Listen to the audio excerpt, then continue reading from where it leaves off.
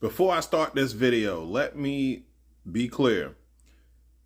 2025 has been deemed the era of fuck around and find out, or FAFO for short. Because the more you fuck around, the more you'll find out.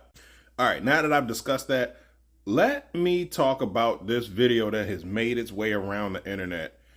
And man, it made its way around the internet relatively quickly, because I woke up this morning and I saw this on every platform's For You page. And that's before I even clocked into work. Conservative interviewer having a street side interview / debate with a pro-choicer about abortion. So if I said she's conservative, you already know that she's pro-life.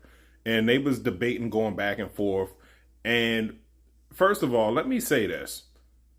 Stop calling it murder, because it ain't. For me, the debate on when a life starts is when something can live independently from the parent. Conservative media just calls it murder just to kind of tug on your heartstrings, like a puppet. The same thing y'all accuse CNN of doing. But enough about that. Let's get back to this interview. So they was having a back and forth. The pro-choice woman was actually agreeing to some of the conservative interviewers' points, but you can tell how she was asking the question. It was kind of like a gotcha /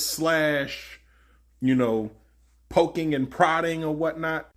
And while I don't think that this woman should have hit this other woman, she did. But hey, people don't like when you twist their words and put words in their mouth. And you already know, patience with so-called conservatives have already been very short as of late.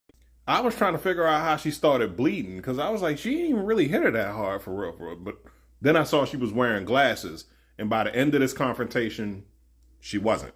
I know we live in a civilized society and everything, but when you go out with the intention of confrontation and asking hard questions and antagonizing, you got to be prepared for what comes after that.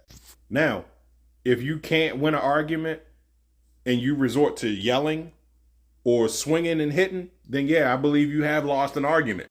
And y'all know when y'all be asking questions or interviewing, y'all have this holier than thou approach.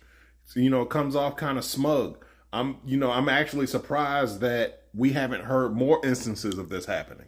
Then when shit happens, they want to cry and play victim. No, you was very bold about what you said, so stand on it.